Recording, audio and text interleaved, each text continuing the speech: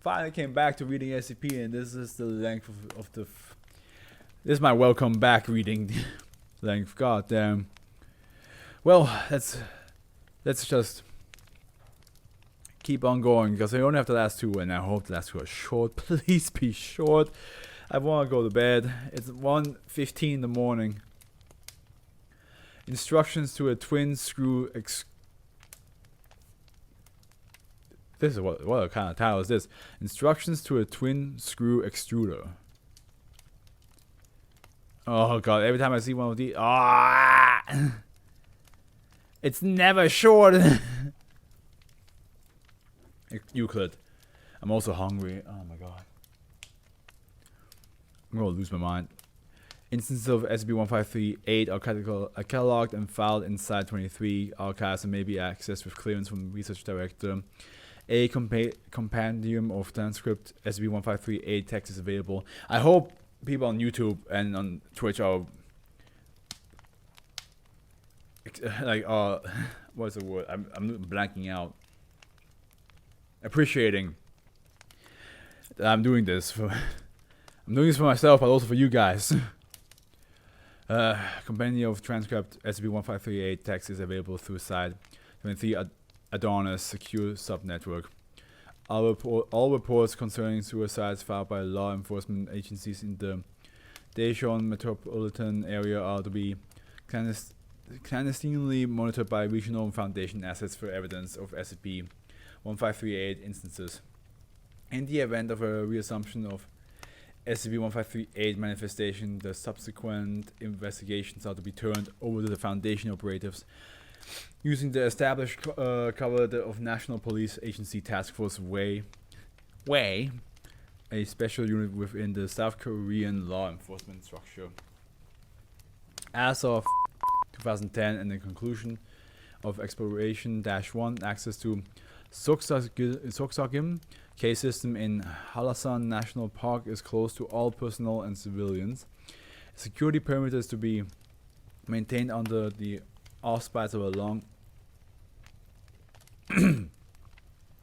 long-term ecological restoration project. Any unusual activity near the Exploration-1 initial entry point is to be immediately considered a medium risk containment breach event subject to established response protocols. Description. SCP-1538 is a collection of 15 documents. I'm still hungry, and the bubblegum is helping stilling the hunger, but I'm gonna take it out.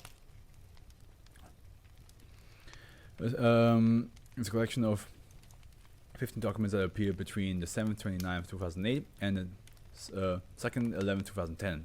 Transcribed as suicide notes by 15 separate individuals. Despite confirmation by Foundation investigators of no existing relationship between any of the 15 individuals, each suicide note left behind by these individuals contained a portion of a unified narrative.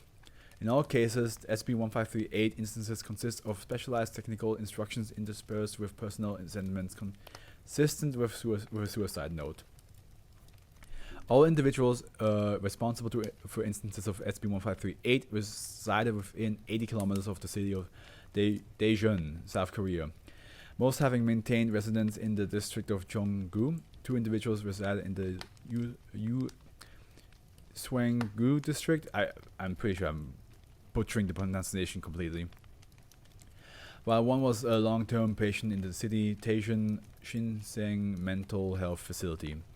No anomalous factor appeared to have contributed to suicides. Review of law enforcement and personal records indicate that in each case, financial distress, troubled in the interpersonal relationships, untreated mental illness, or other commonly cited motivations for self-harm were responsible for each individual decision to take their own life.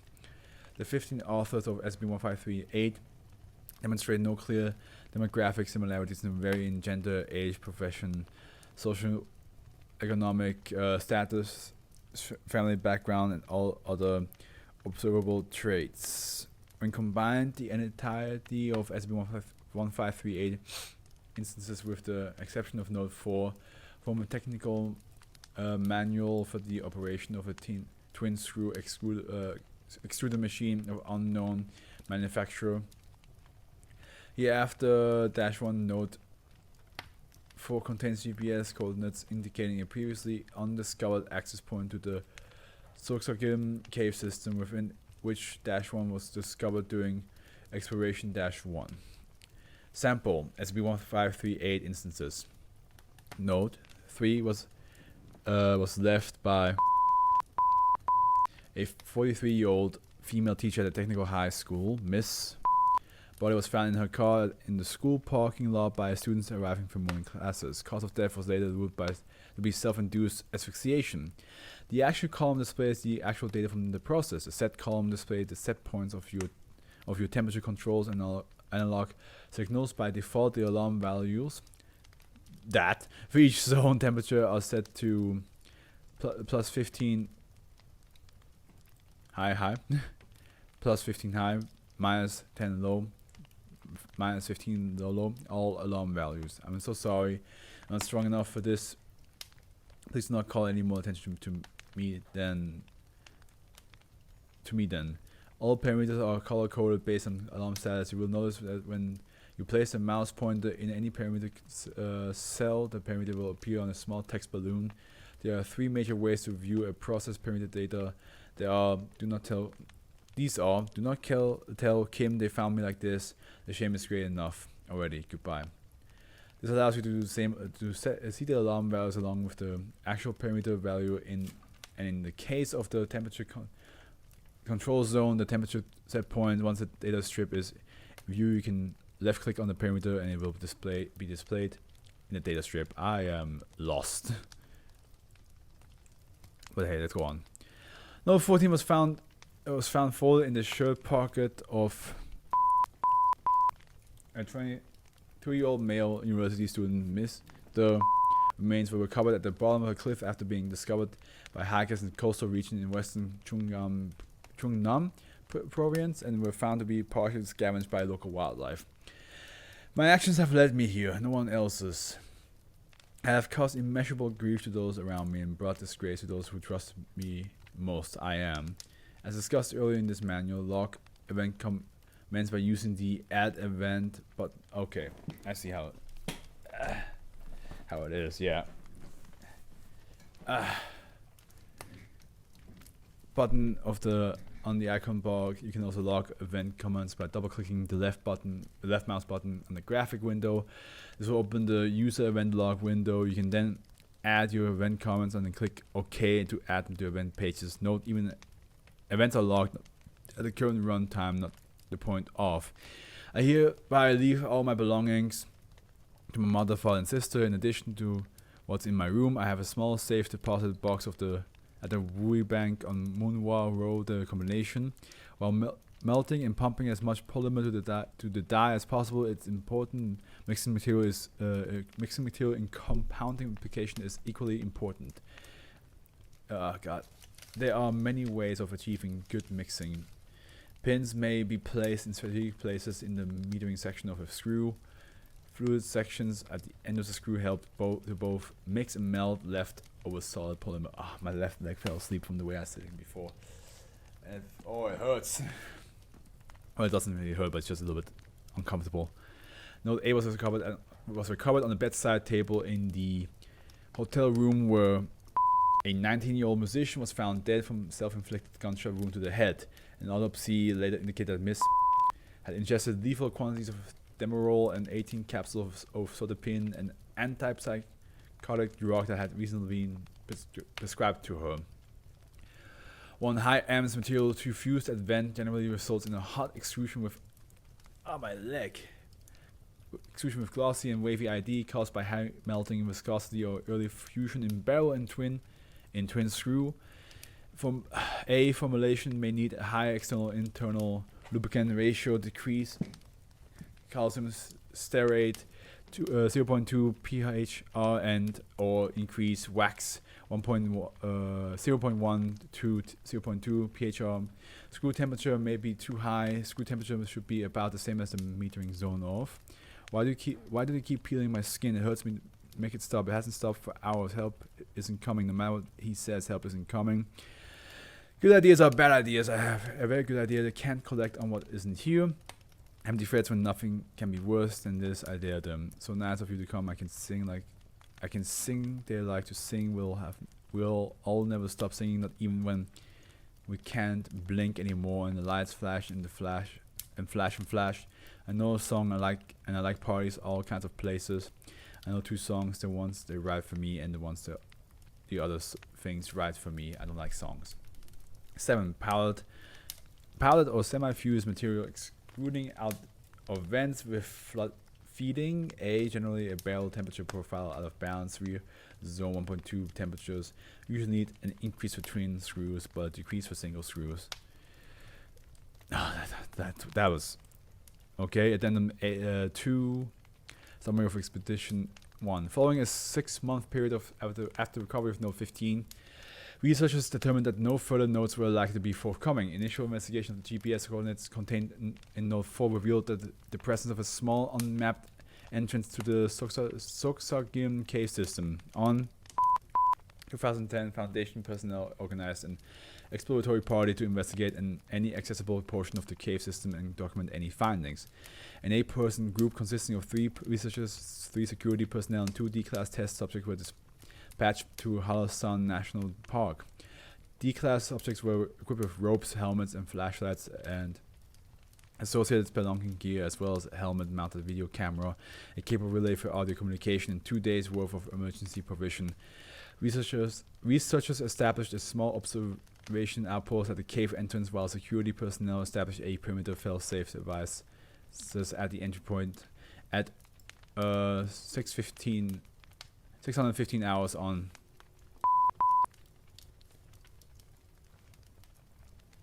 2010. D-class subject commenced exploration.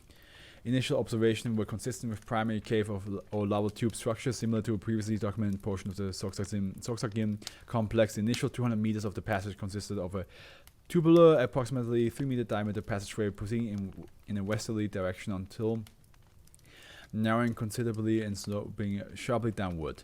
The passageway was lined with an unidentifiable dark red slurry and featured a considerable amount of arthropod activity, as unidentified species of beetles, centipedes, and spiders were observed in substantial quantities at its entrance. D88127, equipped with a video camera, crawled first into a passage followed by T49213. Subjects crawled through this portion of the cave for 3 hours, at times having to assume a completely prone position due to the extreme narrow stretches. After descending an estimated 85 meters during this time, the passageway opened into a spacious chamber featuring numerous speleotherms, mostly pillars and dripstone, typical of nearby cave formation. Subjects observed, however, that the floor of the chamber consisted of polished black marble tile in the manner of a constructed dwelling. No other signs of human habitation or artifice. I'm so done. were present. Subjects continued traveling for approximately 30 meters in a southeasterly direction until encountering a 0.75 meter diameter hole in the chamber floor. After searching for alternate routes outside on the chamber and finding none, subject established. I also need a drink. My voice is slowly losing its power. Subject established an anchor point at a nearby pillar, attached a rope, and descended into a hole. Subject repelled into a shaft with an estimated depth of 25 meters, terminating in a small chamber. Upon reaching the floor of the chamber, subject documented their surrounding, noting that the walls and floor were coated with the same story as the initial passageway. In the center of the chamber, subject discovered what appeared to be a twin screw extruder machine with an integrated computer terminal, such as that seemingly described in the SCP-1538 narratives, described in later reports as -1. -1 was wired to a series of automotive batteries which served as an apparent improvised power source. No other artificial structures appeared to be present in the chamber. Upon researchers D49213 approached the computer terminal and activated -1. D88127 recorded video data of the encounter. The following is a transcript of the subsequent sequence of events. D49213 powers on -A. A startup sequence displays on the integrated monitor consistent with activity described in the SCP-1538 narrative. A prompt reading input command appears on the screen. Initiation confirmed. What do you want me to do next? Please input initiate operation 15 mode 3 into the terminal. Copy. D49213 enters the command as instructed. After 20 seconds, a response appears on the screen reading unorganized operator present, followed by a second message reading requested data not found. What now? Unintelligible dialogue from multiple staff in the background. Standby. Additional background dialogue from multiple staff. Wait and see if it returns to the input command prompt. It's making some sort of grinding noise now. -1 commences mechanical operation. A message on the monitor appears reading initiating sequence 4. It's doing something now. Things are moving. There's something coming out of it. D88127. I want video of the output port. D88127 moves the camera towards the end of -1. As the camera focuses closely, -1 is shown producing a steady stream of a substance resembling the dark red slurry documented previously in the cavern at a rapid rate. The substance appeared to be intermixed with teeth, bone fragments, and scraps of epidermal tissue. What is that? Please continue the video feed. -1 continues to produce steady supply of slurry despite a lack of visible input. As the amount of slurry approaches a height of 2 meters, movement becomes apparent within it. There's something moving around in the command. Maintain video contact. Movement continues within -1 slurry pile. After 45 seconds of additional observation, a pseudopod-like structure emerges from the center of the slurry pile. At the end of the structure is what appears to be a skinned human face. Video analysis indicates the face is the almost certain match for the feature of author of SCP-1538 Note 7. Oh shit. Shit! Keep the camera on it. 88127. The pseudopod extends directly upwards to the height of approximately 4 meters before beginning to move towards D88127. Get the fuck out of here! Video contact is lost as the camera is dropped to the ground and subject flee.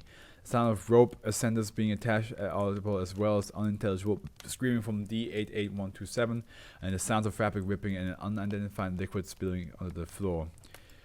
Ooh, they're dead. They're definitely dead. Neither subject responded to repeated orders and attempts at communication over the telecom link at the loss of the video feed. They're dead, bro. Although what is presumed to be D49213's board breathing and the sound of a rope ascender were heard constantly to the next 10 minutes. At 1327 hours,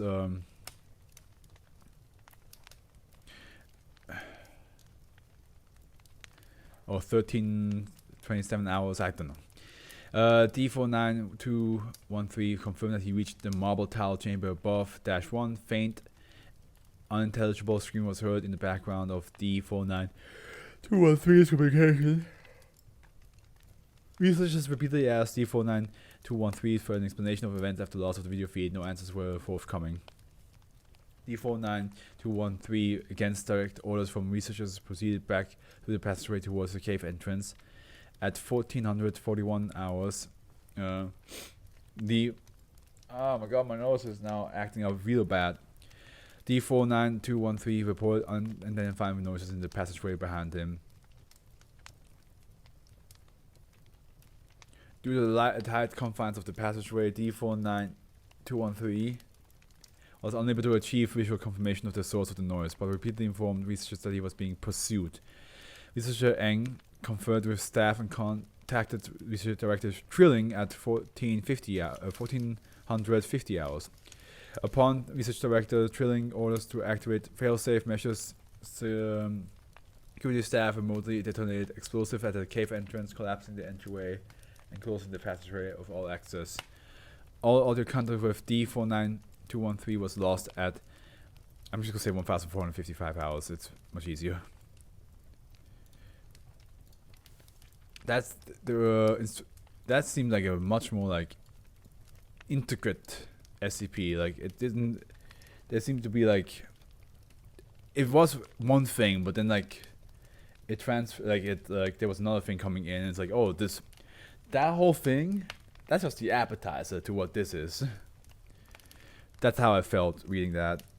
It's a good SCP, but man, I'm just so tired, and my nose is itchy, like from the allergies, and I get a headache, and my voice is giving up. I am reaching my limit. I'm reaching my limit.